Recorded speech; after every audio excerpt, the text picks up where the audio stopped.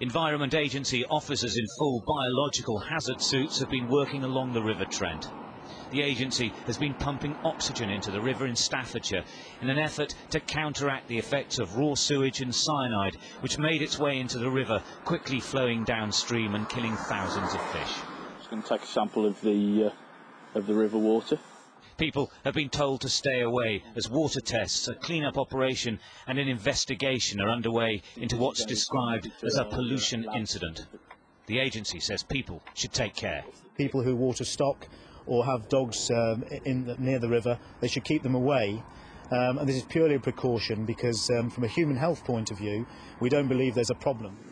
The River Trent has undergone an ecological transformation in recent years after a history of pollution stemming back to the Industrial Revolution. The sewage and cyanide mixture came through a treatment works, effectively closing down parts of one of the country's major waterways.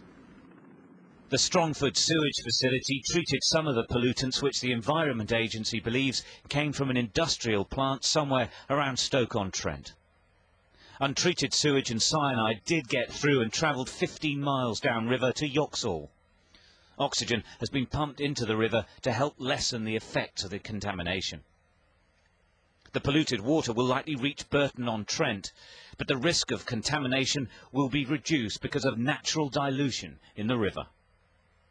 Local volunteers have been carrying out their own checks on wildlife and farm animals in the immediate vicinity of the toxic flow.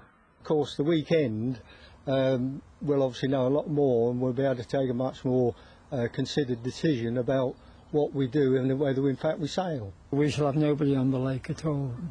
We'll have to keep everybody off. While there is considerable concern for animals, it seems likely that further downstream the worst effects of the pollution has dissipated. Cyanide does have some legitimate industrial use, but it's understood a number of kilos were dumped into the River Trent. The Environment Agency says that if they can show that it was discharged illegally, then it will prosecute the offenders.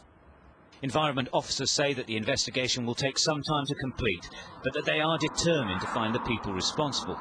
For now, though, they're concentrating on the clean-up.